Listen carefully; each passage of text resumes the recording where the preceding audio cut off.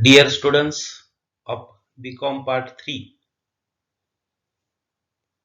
in the previous lectures, we have discussed about vouching and various items pertaining to vouching. In the present lecture, we are going to learn some aspects as related to vouching. In the present lecture, we are going to discuss three items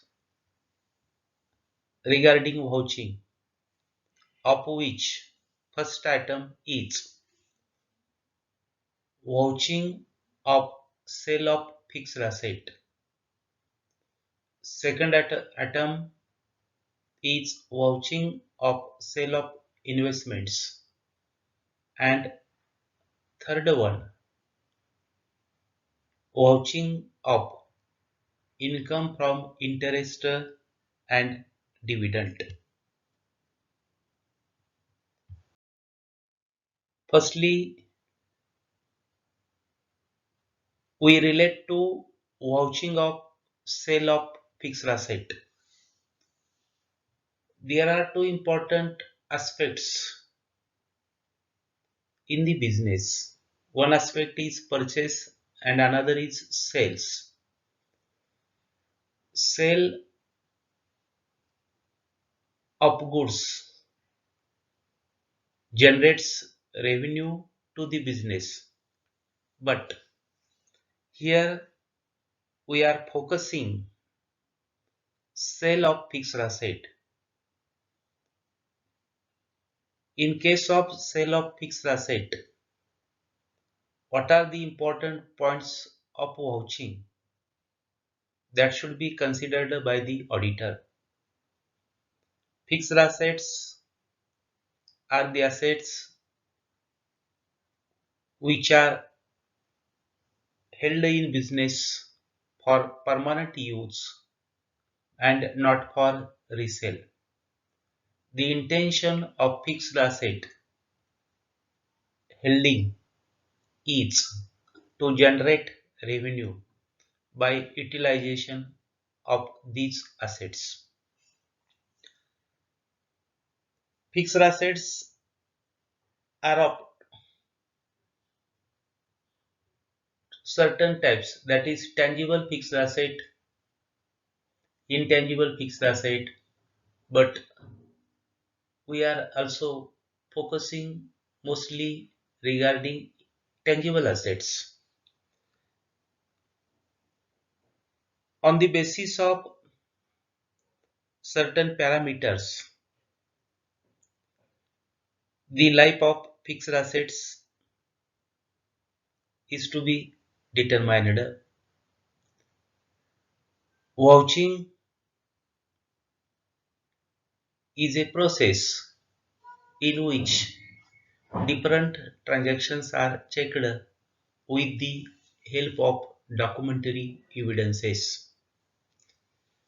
While vouching sale of fixed asset, the auditor should note the following points.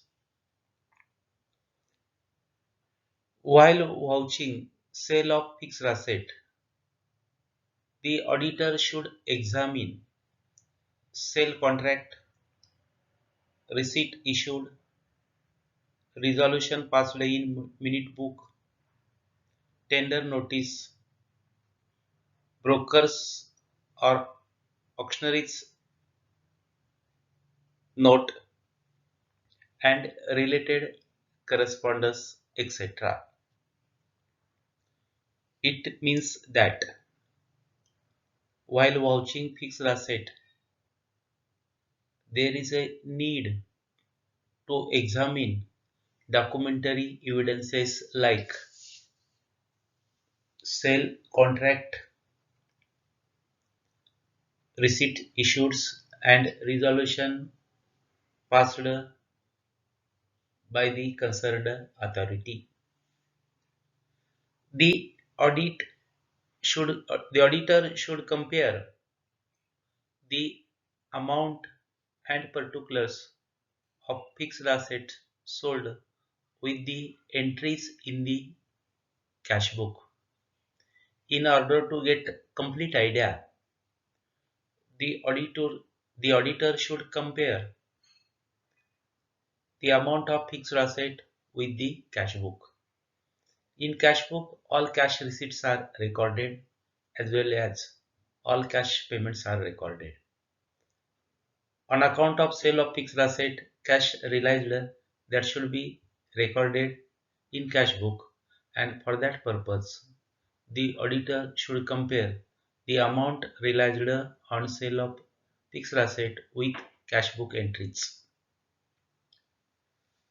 The auditor should examine the profit or loss on sale of fixed asset is correctly calculated and transferred to capital reserve account.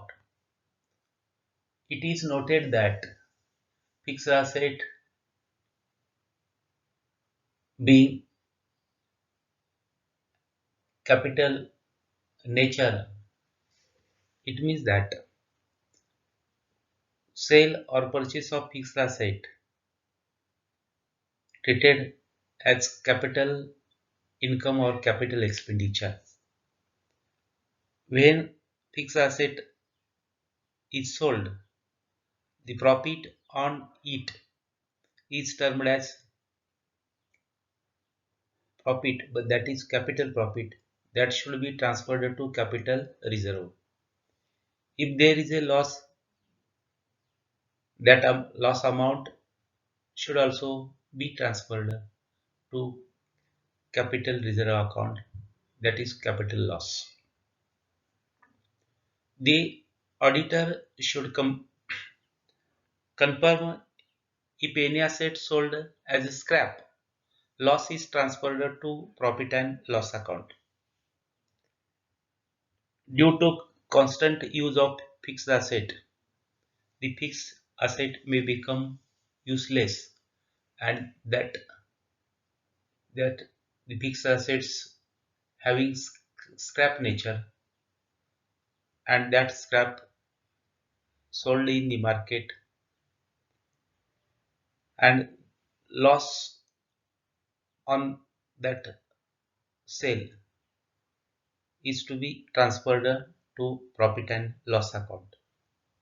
Profit and loss account is also known as income statement.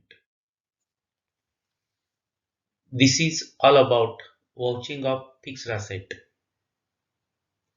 Second item we are going to discuss, that is vouching of sale of investments.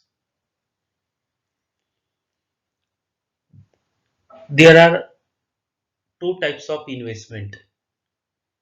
Investments having fixed nature, that is long-term investments, and another type of investment is short-term investments. Investment is made by considering the surplus amount of the business in order to get proper rate of return on it. While vouching sale of investments, the auditor should note the following points. The amount received on account of investment sold should be vouched or checked with the broker's sold note. Mostly investments are sold through brokers. They are competent, they have proper knowledge of the market, and they are trying to give fair amount to the investment. The brokers are working on commission basis. They get remuneration of their work in the form of commission. In order to vouch investment, the auditor The auditor should check amount received on sale of investment with broker sold note, and that should be tallied. The auditor should see that fact carefully. If sale of investment is effected through bank, the bank advice should be examined.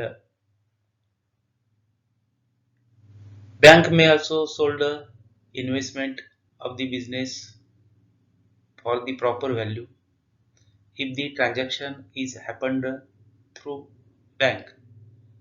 In that a case, the auditor should examine bank advice. For sale of investment, the resolution is to be passed by the board of directors, and for that purpose the auditor should examine minute book. Minute book is a book in which resolution passed by board of directors are recorded. For sale of investment, there should be approval from the board of directors. It means that without prior permission or resolution of board of directors, the business concern may not sold investment in the market. Therefore, it is noted that approval of board of directors must be taken into consideration while vouching sale of investments. In addition, in by considering the need and interest of the business, investment may be sold. For any kind of sale of investment, the auditor should examine minutes books of board of directors in which resolution has been passed about the sale of investments. The amount of investment sold is properly recorded in the books of accounts. In the business house, various books of accounts are maintained, and by considering the nature of transaction that should be recorded. Transaction means an exchange of things or articles or commodities or assets between two parties. In case of investment sold, that should be recorded properly. It means that investment has been gone from the business, therefore the existing amount of investment can be reduced, and amount realized on sale of investments that should be confirmed with the cash book by the auditor. The auditor should inquire whether sales is made ex dividend or cum dividend,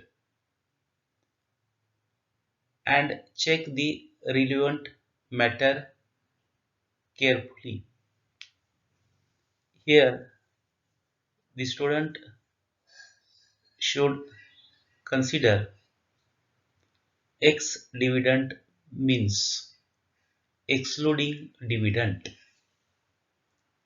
and cum dividend means including dividend.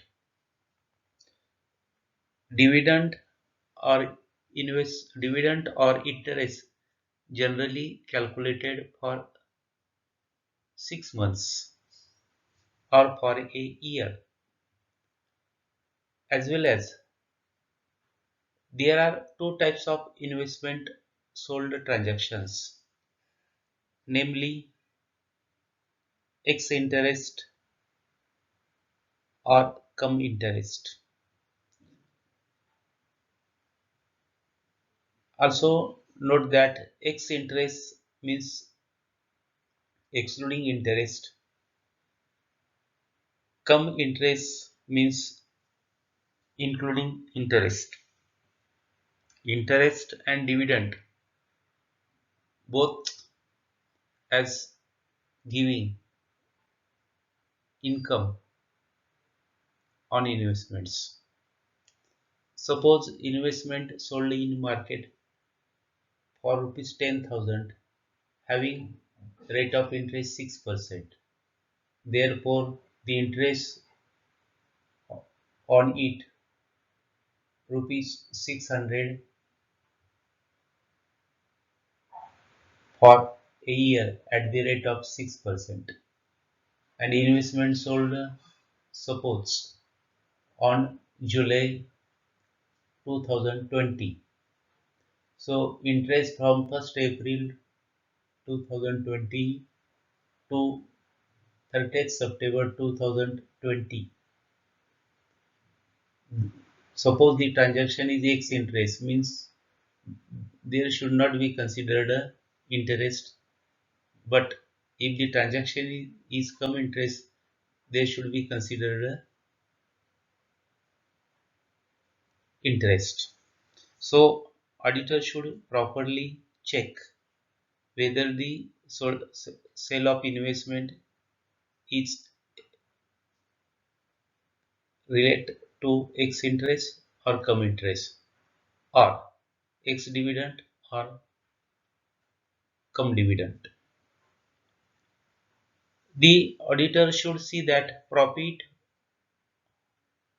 or loss on sale of investment is properly accounted for. Students should note that sale includes profit or loss on sale. Hence, the investment of particular value cannot get that same value. It may be sale excess or less value.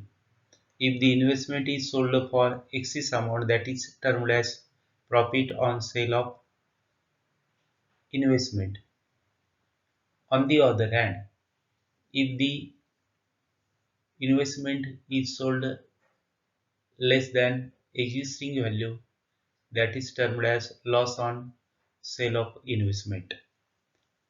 The auditor should properly see that profit or loss on sale of investment is properly recorded in the books of accounts. If investment are matured, for example bonds, the auditor should ask for the correspondence in this regard and compare that the amount of particulars with these certificates of investments, maturity value, letters and bank passbook.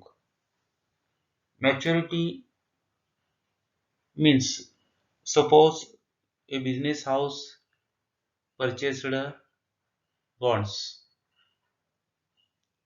for the tenure of 10 years.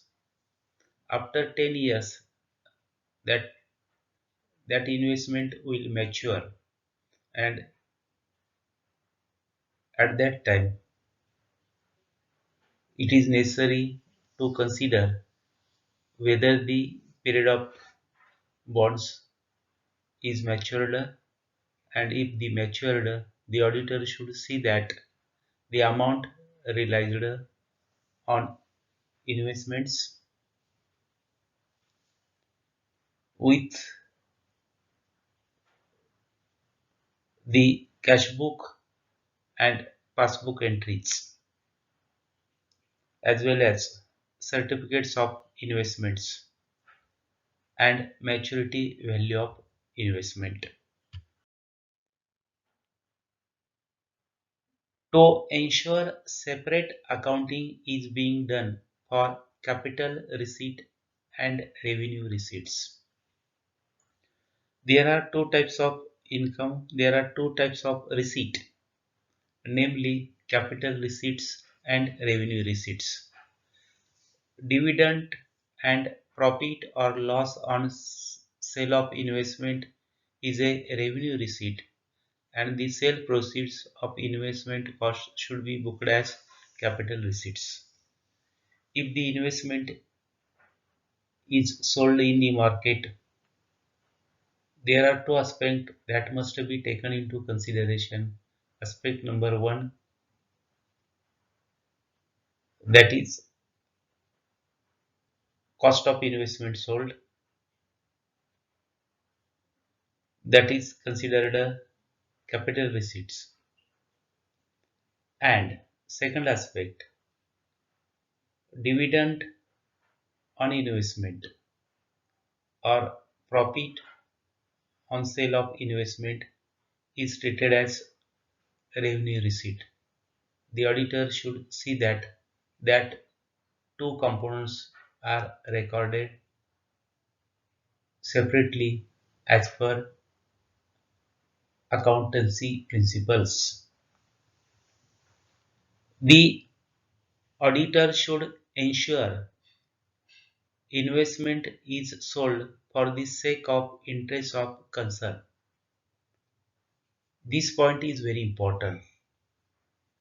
Unpurposefully investments cannot be sold. In order to get the proper advantages, or by considering the interest of business concern, the investment has been sold, and that point should be noted by the auditor while vouching sale of investments and income realized from the sale of investments. In this way, we discussed the second point. Up to this stage, we discussed two items of vouching. First item of discussion held, that is vouching of sale of fixed asset. Second item we discussed, that is vouching of sale of investment. And in this a particular lecture, last item of vouching of income from interest and dividend. Interest and dividend, these are the two important points as regarded income on investment. Income from interest and dividend is also known as income from investment. Instead of instead of vouching of income from interest and dividend, there should be given as vouching of income from investments. While vouching of income from interest and dividend, the auditor should note the following points. Student should remember that while vouching any kind of item, that attention must be given by the auditor.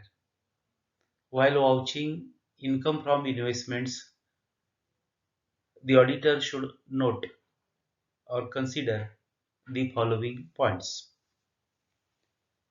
Interest on fixed deposits should be verified with the fixed deposit receipt, bank passbook, and TDS certificates. In case of fixed deposits, that is one kind of investment, and income realized on it should be verified with fixed deposit receipts. That receipt held by the client, bank passbook of client, and TDS. TDS means the long form of it is tax deducted at a source. That is known as TDS certificates. It means here three documentary evidence should be checked by the auditor regarding fixed deposits. First is deposit receipt, second is bank passbook, and third one is TDS certificates. Interest on loan advanced could be verified with the agreement of loan with the borrower and receipt issued for interest. Here it is clear that the loans given by business to the party or loan given by the bank to the borrower. It means that interest on such a loan should be vouched with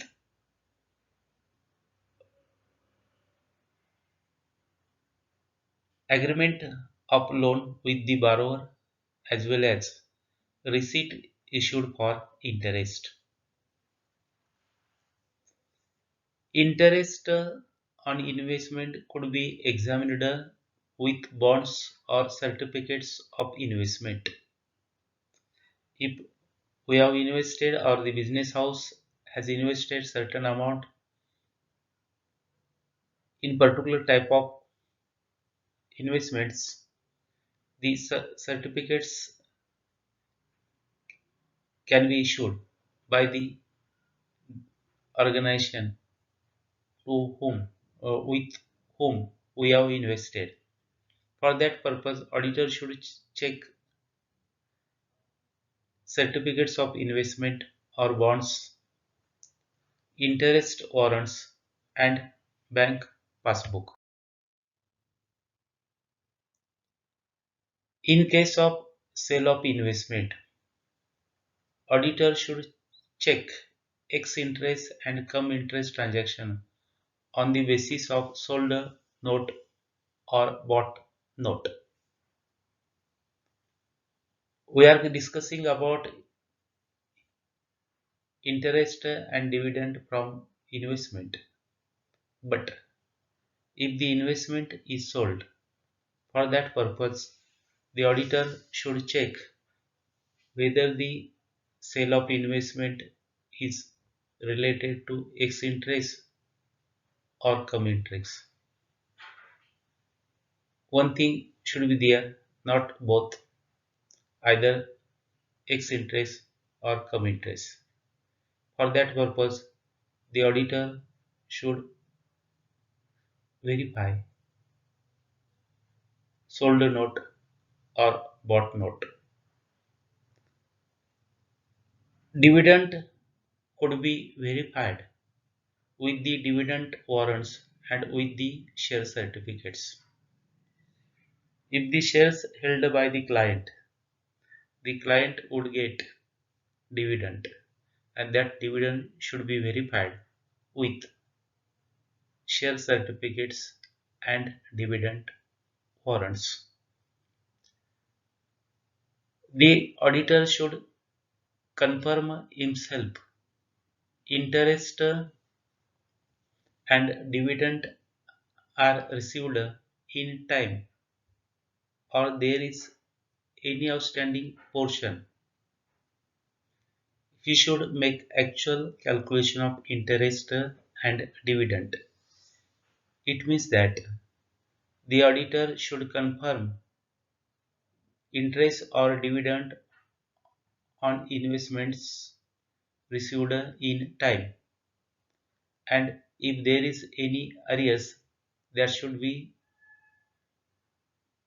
noted by the auditor and calculation is to be made regarding it by the auditor in order to verify the correctness of the transactions happened. In this way, I am concluding my speech here. Thank you.